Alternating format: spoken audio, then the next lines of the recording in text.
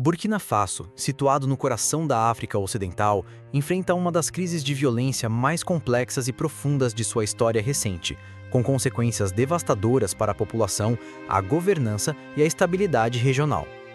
Desde o golpe militar de 2022, quando o capitão Ibrahim Traoré assumiu o poder após depor o presidente democraticamente eleito, o país tem sido palco de um aumento alarmante de conflitos que envolvem grupos jihadistas, forças governamentais, milícias locais e comunidades civis. O golpe foi inicialmente justificado como uma medida para restaurar a segurança diante da expansão de insurgentes, mas rapidamente se transformou em um cenário de violência generalizada e crescente insegurança, que afeta diretamente milhões de pessoas. A ascensão dos grupos jihadistas é um fator central na escalada da violência. Organizações como Jamaat Nusret al-Islam wal-Muslimin, afiliado à Al-Qaeda, e células do Estado Islâmico, lideradas por figuras como Iyad Ghali, têm ampliado o controle territorial por meio de ataques coordenados, sequestros, assassinatos e intimidação sistemática das populações locais.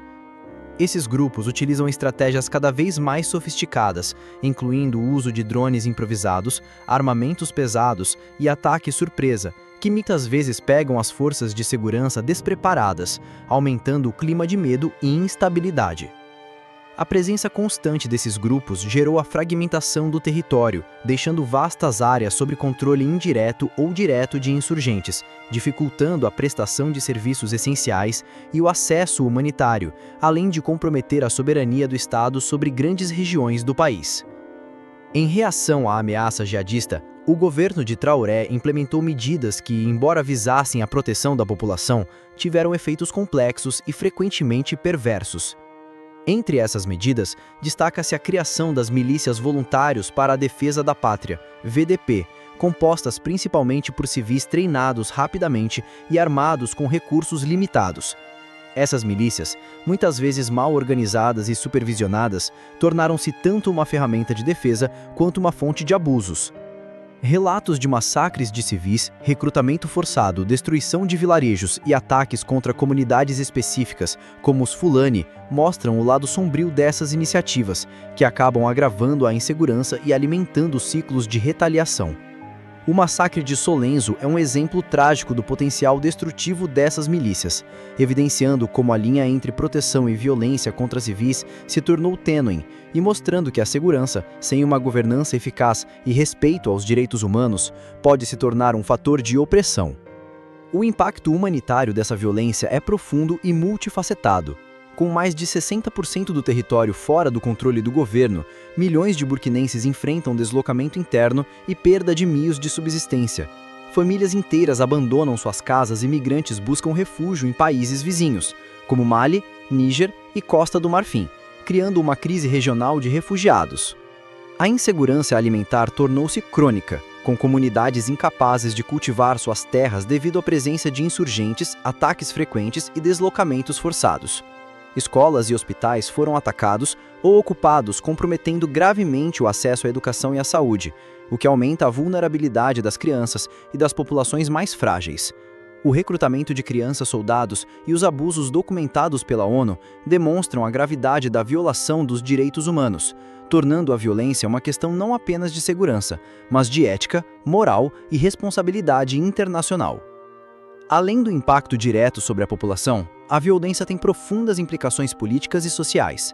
O regime de Traoré, embora tenha buscado consolidar o poder para enfrentar insurgentes, tem enfrentado críticas internacionais por práticas autoritárias, repressão da oposição política e controle centralizado sobre processos eleitorais.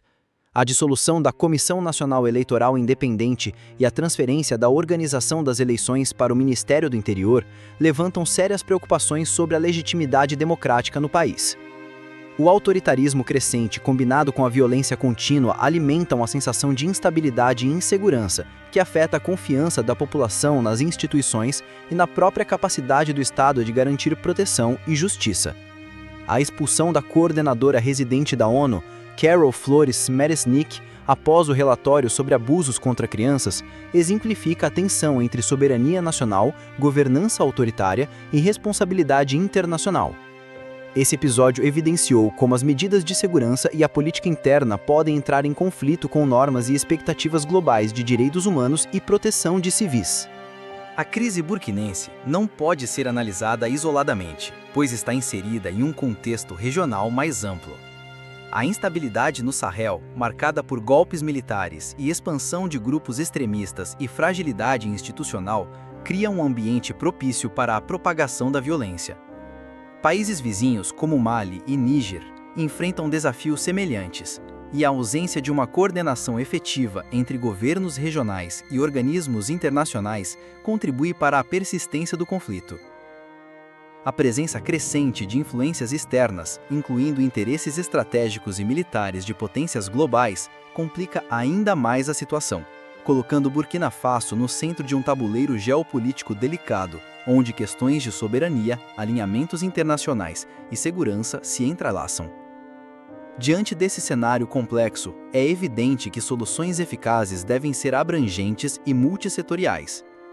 O diálogo nacional inclusivo é fundamental para garantir que todas as vozes da sociedade, incluindo grupos étnicos, comunidades religiosas e partidos políticos, participem das decisões sobre segurança, reconstrução e políticas sociais.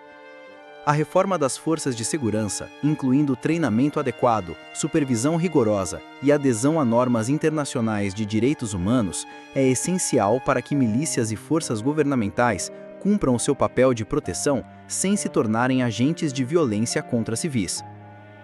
O fortalecimento da assistência humanitária com foco em segurança alimentar, saúde, educação e abrigo é imprescindível para reduzir o impacto direto da violência sobre a população, especialmente crianças e mulheres. A cooperação regional e internacional também é necessária para criar estratégias conjuntas de combate ao extremismo violento, prevenir deslocamentos forçados e promover estabilidade política e social. A violência em Burkina Faso, portanto, não é apenas uma questão local. Ela é um reflexo das fragilidades institucionais, das tensões sociais, da expansão do extremismo e dos desafios globais em lidar com crises complexas. Compreender essa situação exige análise detalhada de cada dimensão da violência, desde as raízes históricas e políticas até os efeitos imediatos sobre a vida das pessoas e a dinâmica regional. É um chamado à atenção do mundo não apenas para entender os eventos, mas para se envolver de forma prática e ética na busca por soluções que protejam vidas, restaurem a segurança e promovam a reconstrução de uma sociedade marcada por dor e perda, mas que ainda tem esperança de recuperação. Se você deseja continuar recebendo informações detalhadas e atualizações contínuas sobre Burkina Faso e outras crises globais, inscreva-se no nosso canal agora mesmo e acompanhe de perto tudo o que acontece. Sua participação é fundamental para se manter informado, compreender os impactos das decisões políticas e humanitárias e fazer parte de uma comunidade consciente e engajada que busca não apenas saber, mas também agir de forma responsável diante das questões que moldam o nosso mundo.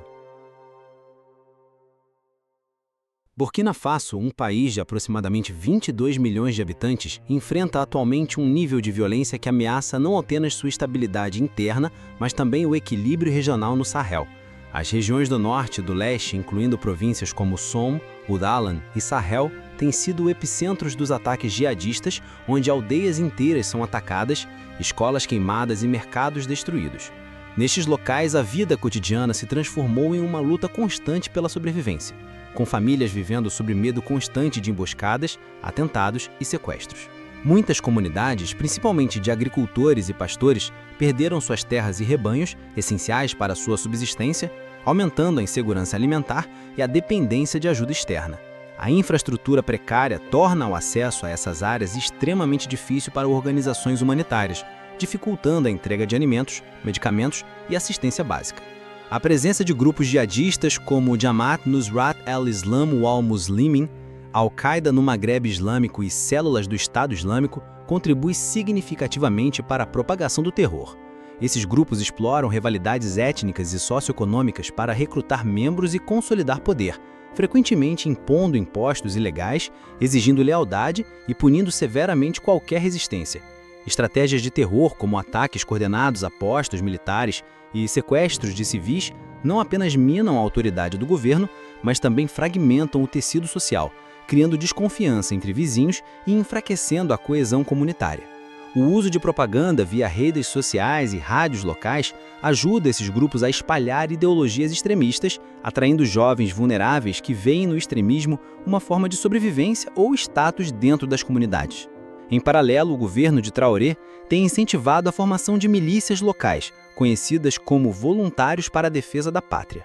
Embora a intenção seja proteger as comunidades, a realidade mostra que essas milícias, muitas vezes mal treinadas e supervisionadas, tornam-se também perpetradoras de violência.